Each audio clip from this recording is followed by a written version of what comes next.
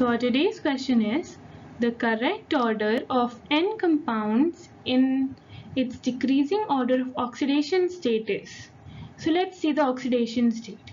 So if we remove the H part, that will give N a plus 1 or a minus 1. And if we remove O3, so O having minus 2 charge, it will give us plus 6 charge. So if that is so, then this is not required for us.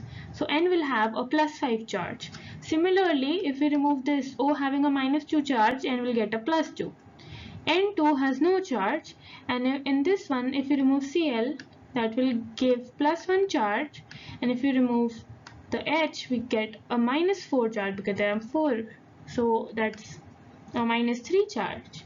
So correct order of oxidation state will be N2 in decreasing order will be